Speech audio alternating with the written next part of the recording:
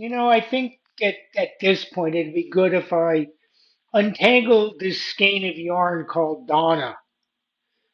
There's so many examples of her, of us, of what we were, on how we functioned together. I mean, they're pretty funny. The public ones weren't so funny sometimes, but we'll get to that at a later point.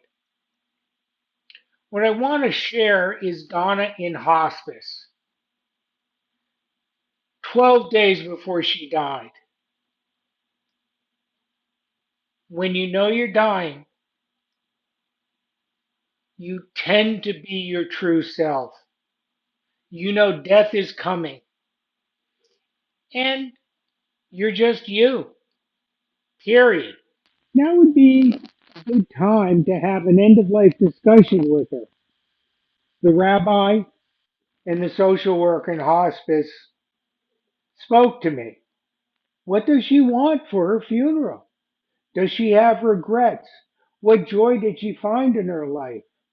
What are her memories that she will take with her that she wants to share?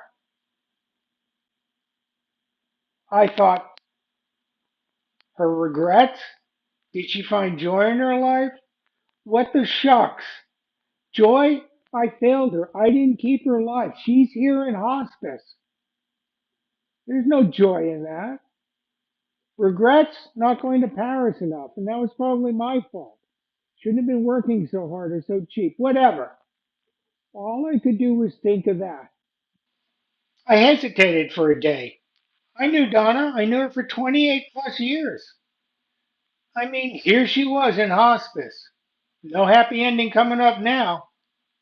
But the next afternoon, I went there alone in a room. I stood at the foot of the bed and I looked down at her. She was hooked up to a drip. She had a fentanyl patch on. And I said, Donna, perhaps you want to talk about your funeral. That was it. Simple. She looked over at me and she said, don't be a maudlin pussy.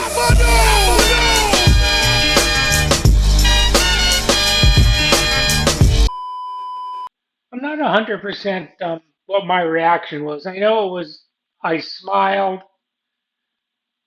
It was just like, uh, okay, I get it. But she rolled over and fell asleep. I didn't fail her. I mean, I came away, I didn't fail her because she was all Donna, even 12 days away from death. That was who I married. That's who loved me. I made the funeral plans the next 2 days. I got things sorted out. I picked out what she was going to wear, in the coffin, which is a horrible thing to say. And I did it, and I think she would have been fine. I hope she would have loved me for it.